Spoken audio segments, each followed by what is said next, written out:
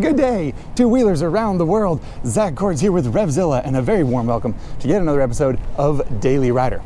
Our guest today is the Kalk. That is a very small, very tall $14,000 machine. But is it the gnarliest mountain bike you don't have to pedal, or is it just a small electric motorcycle? There's only one way I know how to find out. So let's get to it.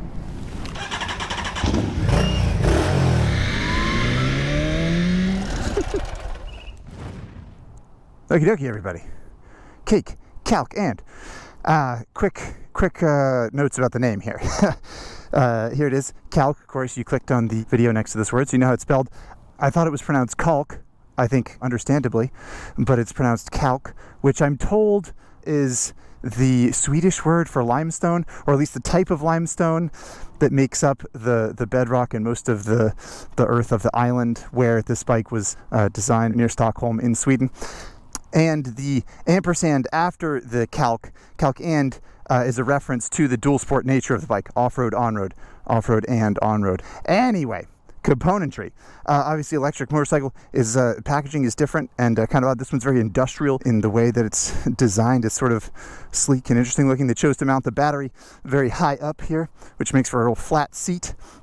Of course, gives you a pretty good ground clearance, which is good. An enormous rear sprocket, 72-tooth rear sprocket. The Kalk has the high-end Öhlins fork and Öhlins shock on it, which is pretty nice for an electric motorcycle. 19-inch wheels and tires, and a little motor, a seat, handlebar. That's kind of it. So let's fire it up, shall we? Flick this little key here, and this weensy little dash will boot up, and hold down start, and we're live. And because this bike's first start as an off-road bike, there's a little lanyard here that you can loop around your wrist so that if it gets away from you, it will unplug itself and shut off, which I guess is useful. But for a street bike, I don't know if that makes a ton of sense, so we're just going to wing it. There are 3 ride modes, 1, 2, and 3. We're going to start on 2, and there are 3 modes of engine or motor braking regen, I suppose, which we'll mess around with as we get going here.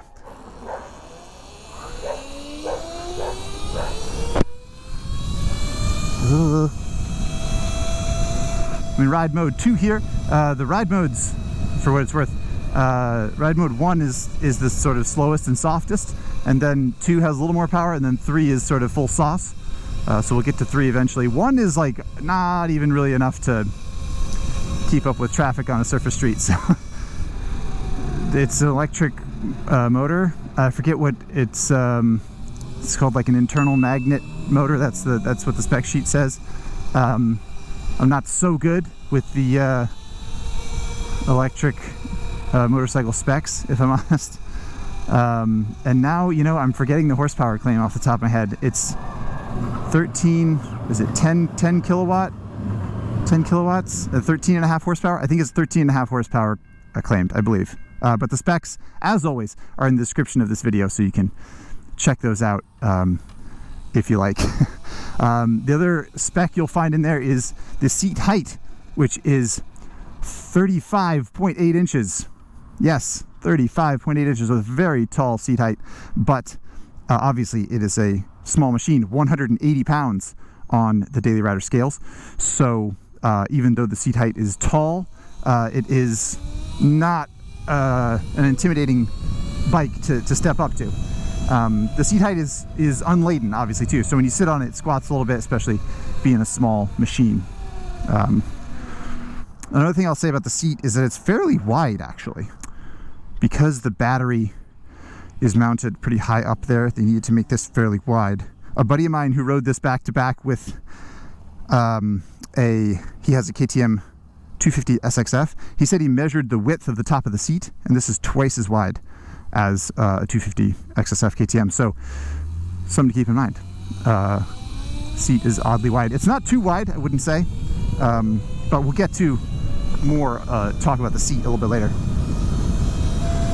And you'll notice, by the way, we had to take a different route today. We're not going to go on the freeway on the Kalk because it doesn't have quite enough sauce for that. I mean, we could probably do it. It goes 55 or 60, but I don't, it doesn't feel right. So I'm just gonna stick to surface streets. That seems more fair for the bike anyway, but you'll see, we're gonna do the full loop, because you gotta make sure we can make it, you know? Anyway, we should talk about ergonomics in general, which I think are actually pretty good. The seat being long and flat like that, it means you can sit sort of in just about any position you want. I would normally sit a little bit farther forward than this, but if I sit where I want to sit, then you won't be able to see anything. So I'm trying to scoot back just a little bit for the sake of you, my dear viewer. The handlebar position isn't bad. It's a little bit more aggressive maybe. I feel like slightly higher handlebar would be a little bit more comfortable, but in general, not a bad triangle.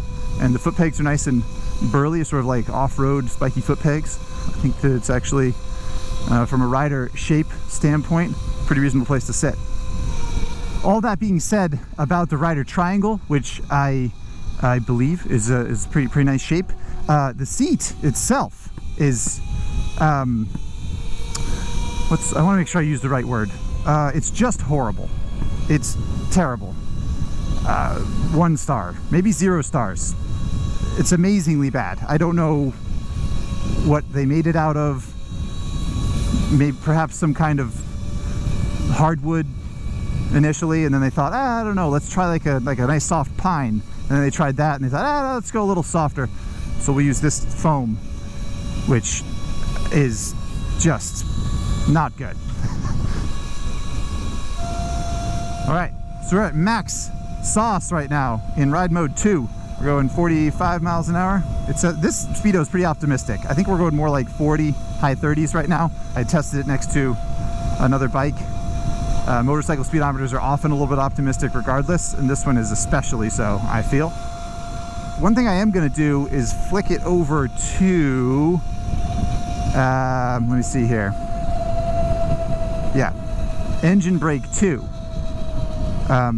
Which Cake says is sort of like 2-stroke engine braking, and then you can crank it up to engine brake 3, which is 4-stroke engine braking. Point being, you can either freewheel, have a little bit of motor braking, or maximum. And I find mode 2, or setting 2, to be pretty reasonable. The other one is a little aggressive. I find myself coasting up to stops, and I have to like get back on the throttle. So there's a little bit less regeneration in this mode, but a little bit more reasonable to use in my opinion. We're getting smoked going up these bridges in industrial Long Beach here. I think I might be ready to flick it over to ride mode 3 so we can get the full beans. We're also already down to, I don't know if you can see that, we'll do it at a stoplight. Oh, looks like there's a freight train and a stoplight. The bar at the top of the dash here, can you see that, guy? So there's 5 bars across, and that's the battery meter, which I'll come back to in a second, but that's the battery meter. We have gone 6 miles. Well, I reset the trip meter by accident at 1.2 kilometers, so that's what, 3/4 of a mile? So we're going 6.5, 7 miles, and we're down to 3 out of 5 bars. So we're already in a little bit of trouble, battery-wise, perhaps. I don't know. We'll see. We'll find out. So a couple things. One, this is actually a pre-production dash. This is not the dash that you would get if you order a Cake right now. The new one is a little bit sexier, fewer buttons that make a little more sense, I believe. That's one thing. But the battery meter thing is the same in the new dash or this one, which is 5 bars. And I'm a little underwhelmed by it, to be honest with you. It's, you know, right now I'm at 3 out of 5 bars, but so am I at 45%, 60%? What does it mean? I don't actually know. It's not very precise. And I asked Cake about this, and they said that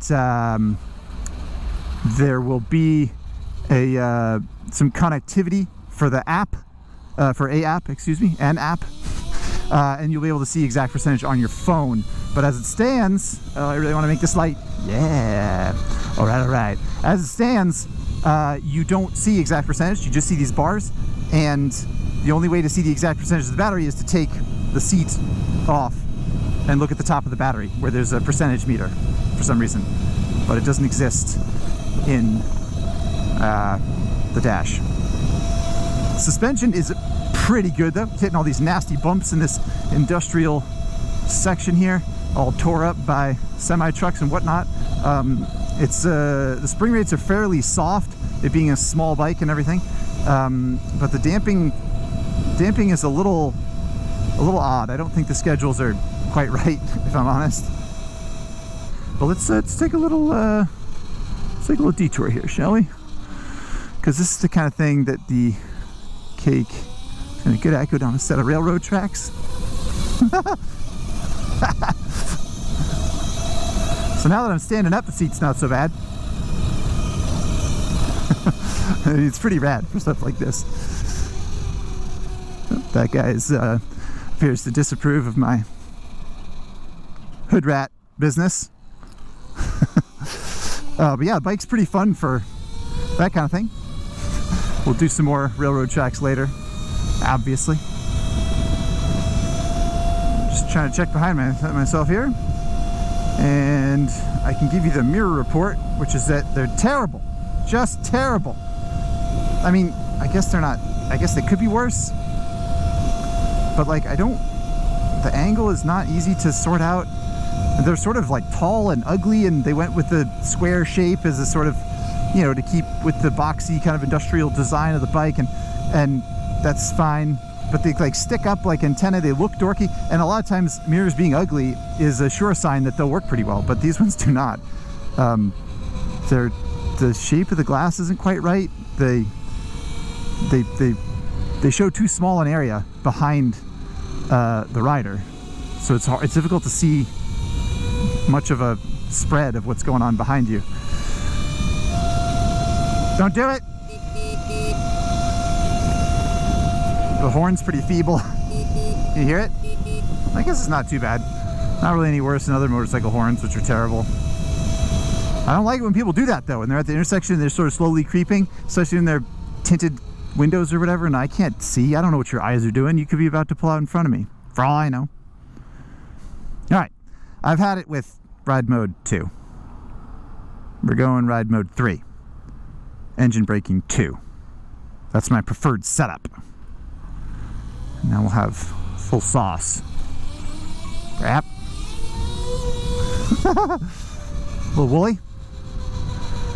It's not really powerful enough to do full-on power wheelies, but it's so light that, I mean, it weighs less than I do. So if I pull on the handlebar hard enough, you get a little power wheelie, which is kind of fun.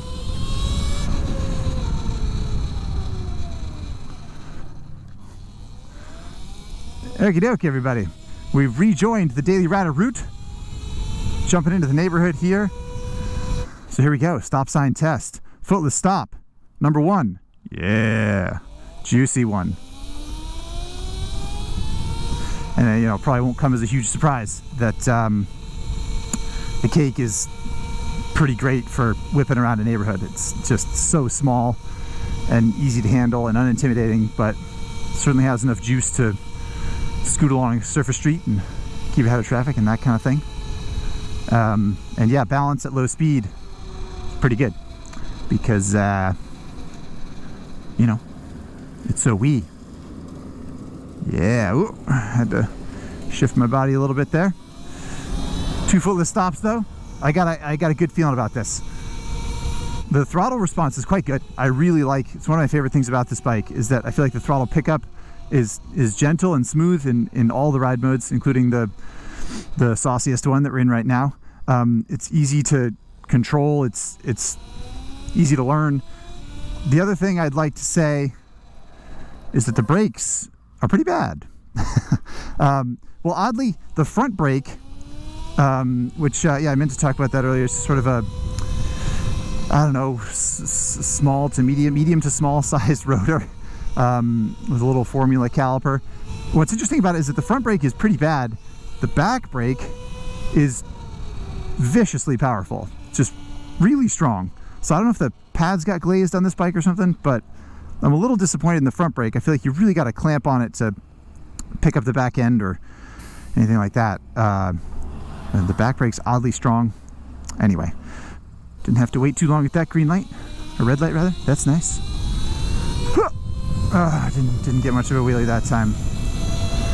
I should probably be careful doing all these wheelies. I'm gonna get in trouble. It just feels like it's such a non-threatening little guy, you know? Like I wouldn't think that I would get busted for doing a wheelie, but I suppose it's still frowned upon in society.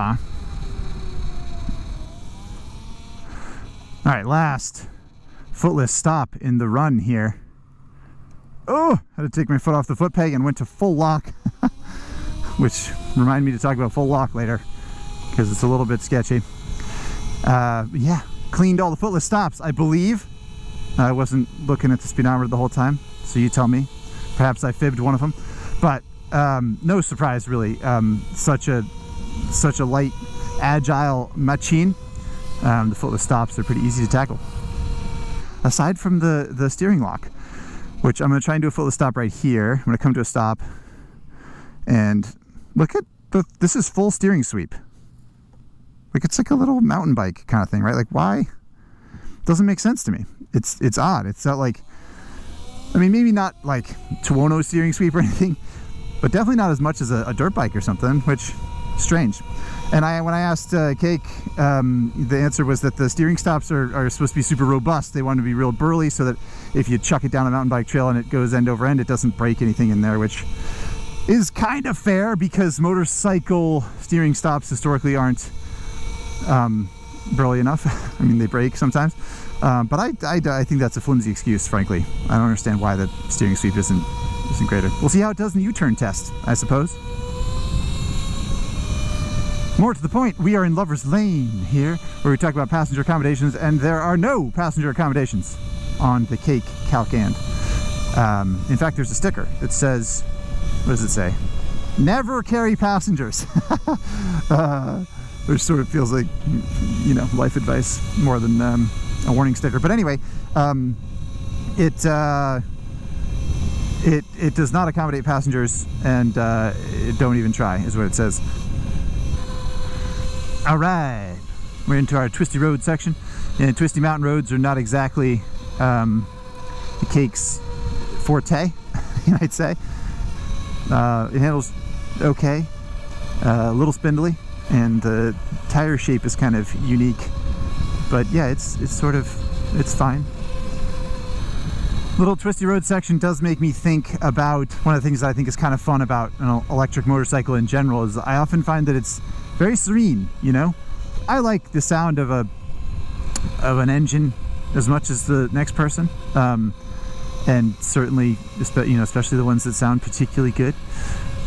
But there is a, you know, there's a certain serenity and a certain calm that is achieved with an electric bike whizzing through you know, nature in some capacity, and I like that about the bikes. It's a different experience. I'm not saying it's better, but I'm also not saying it's worse, you know. Ah, interesting. The battery had gone down to 1 bar, I believe. Correct me if I'm wrong. We're going downhill, and I don't know. This is a Cake made very, very few promises about the regenerative ability of the bike, especially in this two-stroke engine braking 2 mode. But we appear to have gotten a bar of battery back. Not 20%, I don't think, but something. Let's try and do a wheelie again. Going too fast. It's interesting. It's got, like if you try and do a wheelie at really low speed, like a couple miles an hour, it doesn't have quite enough torque to really lift it up. You need to be kind of like really in the meat of the power band, which is below 20 but above 10 or something. I'm not exactly sure, but I only bring that up really to say that the off-road version of this bike, I believe, has something like an 80 tooth rear sprocket or 82 teeth or something, bigger than the 72 tooth one that's on here, and that's to get a little bit more of that low end, less top speed but more, you know, low end from that little electric motor in there.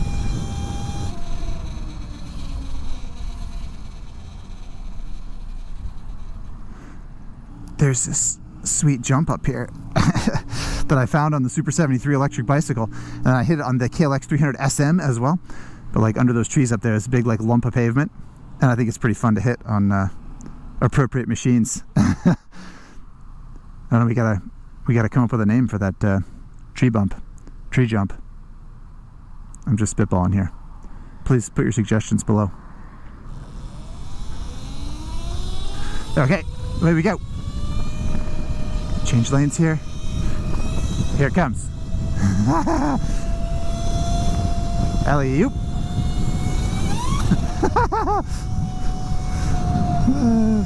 You hear it spool up a little bit? I didn't get off the throttle, so it went zzz. That was kind of fun. Alright, we are down to 1 bar of battery, so we are somewhere between 0 and 20%. We have gone, I can't see, the font on the screen is weensy, so I can't actually tell what the trip meter says, but give me a second here.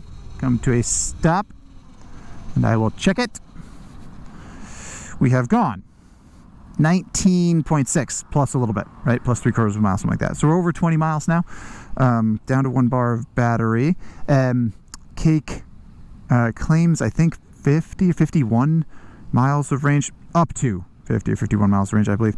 But Cake also classifies any speed more than 35 miles an hour or something like that as high speed, and therefore difficult for the motor and battery combination. So this commute, arguably not exactly in the Cake's wheelhouse, but this is the route, right? We don't make the rules. This is the daily rider route. Gotta do the thing.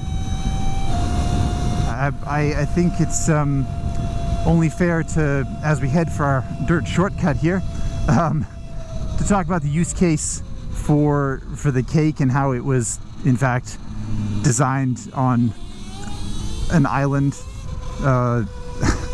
off the coast of Stockholm, where, you know, dirt bikes and mountain bikes are all the rage or whatever. Point being, riding across Los Angeles traffic light to traffic light isn't really the preferred environment for the bike. So I don't want to make too many excuses for the Cake, because the daily rider route is the daily rider route, and I certainly have my criticisms, but you know, only fair to remember that raging off-road or do another single track kind of stuff, probably more what the bike would prefer to do. And it's pretty fun in these situations, as I said. Plus you stand up, so you don't sit on the seat, which is nice. Scared those blades. God, the back brake is so touchy, so twitchy. And the jump is getting all sorts of, it's getting bashed around. What can we do here? Can we hit this? Oh, as soon as I can beat it up on the jump. Oh man, let's take a run at it. Woo! Let's boot it up. There's no traction control or ABS or anything like that on this bike. Oh! All right. Let's see if we can hit this jump. That's pretty fun.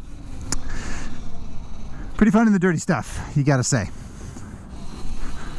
And we've already done some wheelies on this sucker, but let's see if we can get another one here. Oh, yeah, there we go. That's a pretty good one. I kind of meat fisted it.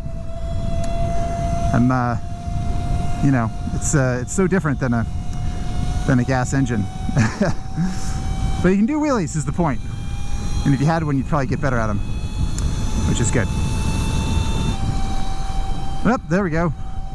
Check engine lights on now, which is a sort of a misnomer. There's no engine. It's more like a check battery voltage light. But anyway, it's on. So that means we're cutting it close. We're almost there though. Alright, on surface. Can we back it in? Let's give it a try. Shit.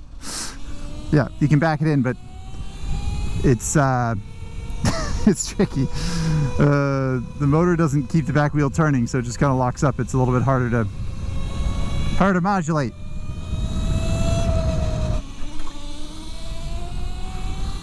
Give it one more try. Ah, ah. That doesn't work very well. All right, we made it. Check engine light on. Warning on the dash that says battery under voltage. But we made it. 25 miles. 25 and a half miles. So there you go. Time for the U-turn test. Gonna roll up here. Gonna go as slow as we can. Gonna go full lock. Look at it. Why? I mean, a 1 3/4 parking spaces, but like a bike this size should be able to pivot in one.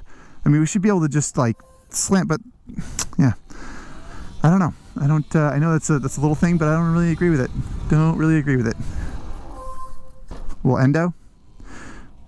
So the front brake is okay. Yeah, it'll do endos, but still not quite as sharp as I would like it. It's probably better in the dirt. That it not quite as vicious, so that's understandable. Not gonna rev it up because it done got revved. Yeah. Oh, one other thing I wanted to note, I believe there's no kickstand switch. Yeah, so you can, I guess we can rev it up.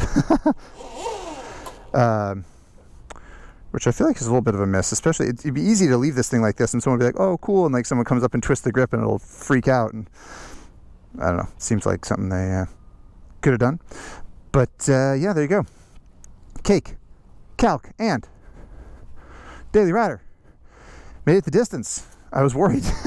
I was worried there for a minute that we weren't going to make it. But respect, the bike did the whole ride there and didn't fall on its face, so that's something. Okie doke. First question is from Aaron Jansen, who asks, do you think it compromised comfort or utility for looks?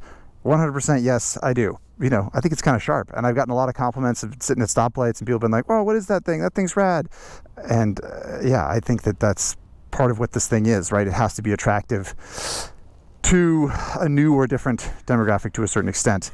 And you know, it should perform, but that's certainly an aspect of making a splash in this category, I think.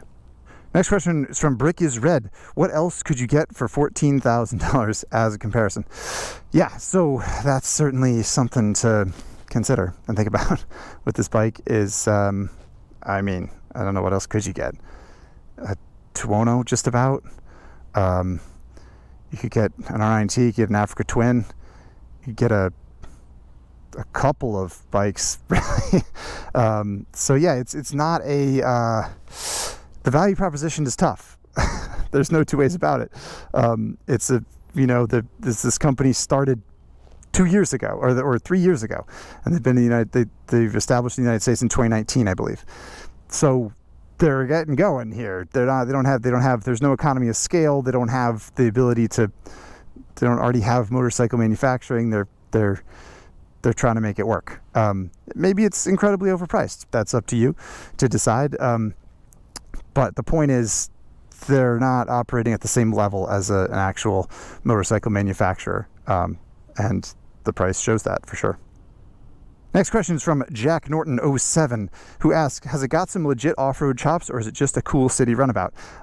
Yeah, I think certainly, like, I mean, the ground clearance and the suspension travel, like, it does have some off-roads. It would probably be super fun on some dirt roads, 2-track, even, you know, single track, whatever.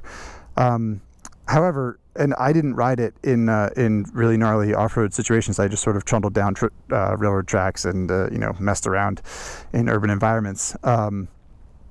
I have heard a couple of stories of people taking these off-road. One was positive, one was negative. So I don't know, that's not a very big sample size, I realize. Someone said they rode it and it just fell apart right away, or, you know, they just destroyed it, probably because they were treating it like a dirt bike and maybe it's not that strong. And someone else said that they had great luck with that. So I think it probably depends a lot on your environment and depends on exactly what you'll do with the bike. But yeah, certainly on the spec sheet, it looks like it should take a beating off-road for sure.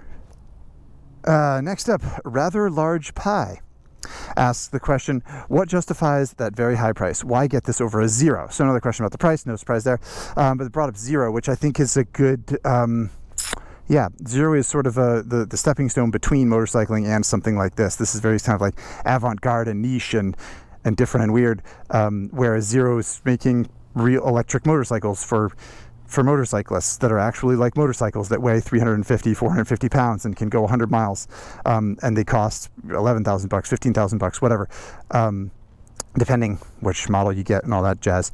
As a motorcyclist, I don't see why you would get this instead of a zero, but I live in Los Angeles. I'm riding around in the city. If you had tight woods to ride, single track, stuff like that, maybe this would be awesome. And you'd think like, well, I don't want a zero DS or even an FX because it's too big or something. I don't know. So that's the only reason I can think of that you would get this instead of a zero. I mean, zero they have more experience. They've been doing it longer. They have, better range, sort of like bigger, burlier bikes. But this does fall into a little niche there, which is arguably a good thing. So there you go. Thank you so much for your questions. As always, everybody stick with me. We'll put this sucker on the Daily Rider leaderboard and then I'll let you go. All right. All right, everybody, here we are inside RevZilla West. I got the Cake plugged in over here and I realized we didn't talk about charge time, which is pretty stupid because that's something that people are gonna wonder about with a bike like this. I don't usually talk about how long it takes to fill up a gas tank because nobody cares. But in this case, Cake's claim with the Kalk and is from a dead battery fully depleted as ours was when we arrived, 2 hours to 80%, 3 hours to 100% charge. So there you go. And as far as range is concerned, we learned 25 miles, which is sort of what I figured before. I'm gonna unplug this because it's kind of loud, but we'll keep it charging later. More to the point, the Daily Rider leaderboard. I don't have the effing Cake magnet. I made it, but I put it over here.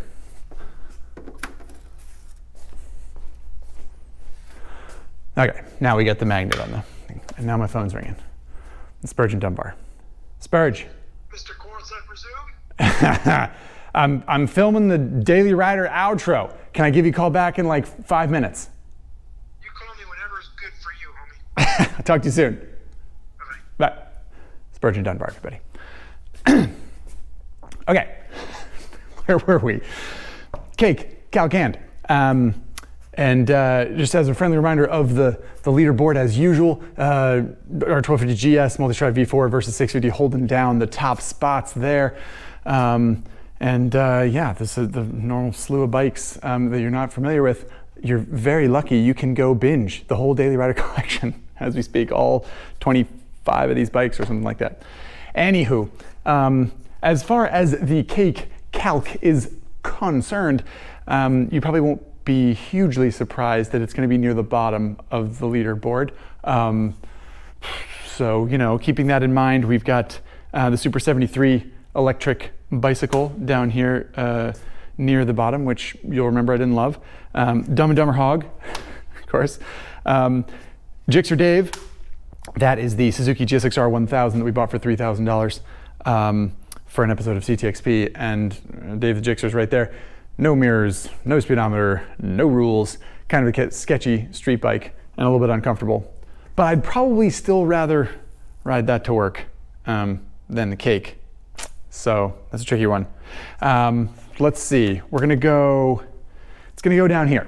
We're gonna go down near, just below Gixxer Dave the Gixxer, I should say, and the Super 73. Better than the Super 73, I think, because it's a real live motorcycle. You can do wheelies and stuff, that's cool. Better than the Dumb and Dumber Hog because the Dumb and Dumber bike is truly terrible as a machine. A little bit of a knife to a gunfight. Same thing I said about the Super 73. This is a motorcycle ecosystem that the Cake's jumping into, and it's showing up weighing 180 pounds, which is great and everything, but it is expensive and uncomfortable and a little bit unrefined. That being said, I do hope that Cake keeps on cooking, if you know what I mean. Keeps making the bikes better and better. I think there's potential there. I think it fills a cool niche. But for now, that's where the Cake is on the leaderboard. Okie doke, I think that's it. we got the bike on the board. We covered all the things we normally do here on Daily Rider. As usual, I hope you had fun, and if we're lucky, you learned a thing or two, and I very much hope to see you next time. Ride safe. Morning, Pooches. Okay, all right, I know. It's not that ugly, come on. It's just an electric, okay. Well, everyone's got their opinions, you know? Oh, I want to jump that. Oh, that looks like fun. Maybe next time.